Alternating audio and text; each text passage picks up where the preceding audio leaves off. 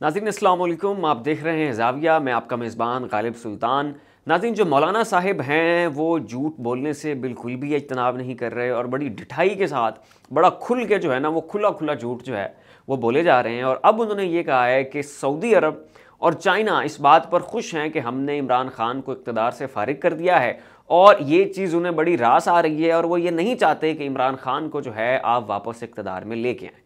अब इसके ऊपर मैं मौलाना साहब को ये याद दिलाता चलूँ कि मौलाना साहब अभी कल ही मोहम्मद बिन सलमान ने अपना जो उनका नेशनल डे था उसके ऊपर उन्होंने अपना नेशनल एंथम रिलीज़ किया और उस पूरे नेशनल एंथम में कोई वाहिद पाकिस्तानी वज़ीर आज़म उसमें शरीक था जिसको मेन स्लॉट मिली हुई थी उस तराने के बिल्कुल प्राइम टाइम में, वो थे इमरान खान। तो उन्होंने इमरान खान को अपने कौमी तराने में भी शामिल किया, वो इमरान खान जिसको आपने पकड़ के जेल में डाल दिया हुआ है। तो अगर तुम मोहम्मद बिन सलमान नहीं चाहते थे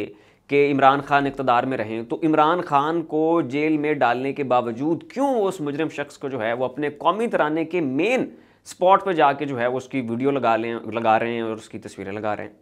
अच्छा, दूसरी तरफ आएँ तो अभी कल ही भारत ने G20 समिट बुलाई हुई थी और एक बहुत बड़ा एजाज़ जो है वो भारत ने समेटा। तो वहाँ पे मोहम्मद बिन सलमान पहुँचे हुए थे। तो उनके आने से पहले आपके निगरान सेटअप ने बड़ी जनाब स्पेकुलेशंस उड़ाई हुई थी कि जनाब जो है ना मोहम्मद बिन सलमान पाकिस्तान आ रहे हैं और वो बड़े खुश हैं, तो वो आते हुए आएंगे। और जब वो आते हुए नहीं आए तो फिर आपने कहा कि जब वो भारत से जा रहे होंगे तो फिर पाकिस्तान का चक्कर लगाएंगे और बड़े शादियाने बजा दिए गए, एलामिया जारी हो गए, ऐलानात हो गए कि जी मोहम्मद बिन सलमान पाकिस्तान आ रहे हैं।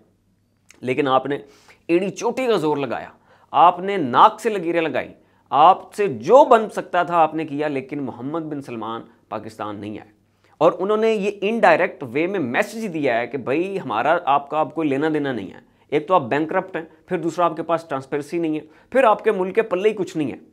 तो एक वक्त था जब इमरान खान आपके वज़ीर आज़म थे और कैसी आपकी खारजा पॉलिसी चल रही थी, कौन कौन से ममालिक आपसे बात करने में, आपके वज़ीर आज़म के साथ एक वॉक करने के लिए जो है वो तरस रहे थे और वो उस चीज़ को एजाज़ समझ रहे थे। और अब देखें कि आप तरले कर रहे हैं, मिन्नतें कर रहे हैं और इस तासुर को ख़त्म करने की कोशिश कर रहे हैं कि इमरान खान के जाने से हमारी खारजा पॉलिसी को कोई फ़र्क नहीं पड़ा, हमें अब भी जो है वो वही हमारा मकाम है आलमी सतह पर। सिर्फ उस तासुर को ख़त्म करने के लिए आपने मोहम्मद बिन सलमान के तरले किए, वो पंजाबी में कहते हैं गोडी हाथ लगाना, आपने वो भी किया लेकिन वो नहीं है।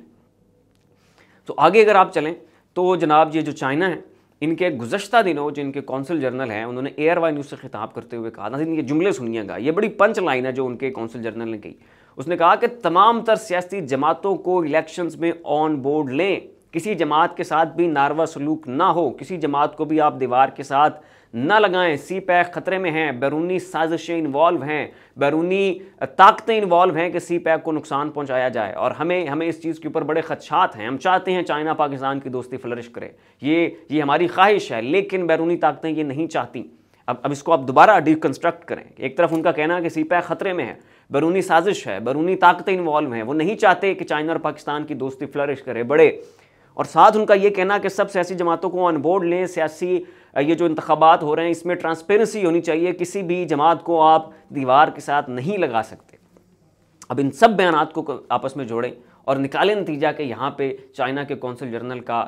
क्या इशारा है और वो किसको मुखातिब करके क्या पैगाम पहुँचाना चाह रहे हैं। नाज़रीन ये वही चाइना है कि जिसने आपको कर्जे देने थे, उसने आपको गुज़श्ता कर्ज़ों के ऊपर जो सूद की अदायगी थी उसके ऊपर रियायत देनी थी, आपको एक रिलीफ देना था, लेकिन जैसे ही आपने इमरान खान को फारिग किया तो जो है शी जिनपिंग ने जब हमारे शहबाज शरीफ साहब वहाँ पर पहुँचे तो उन्होंने उन्हें घास भी नहीं डाली और ना ही गुज़श्ता कर्ज़ों के ऊपर कोई आपको रियायत मिली।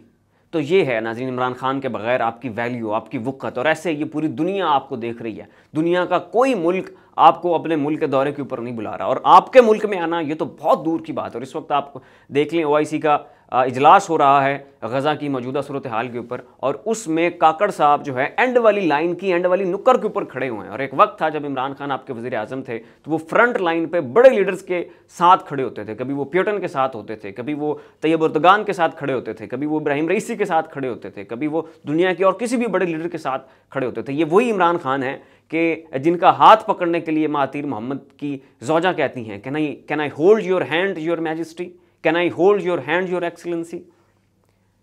और अब आप देखें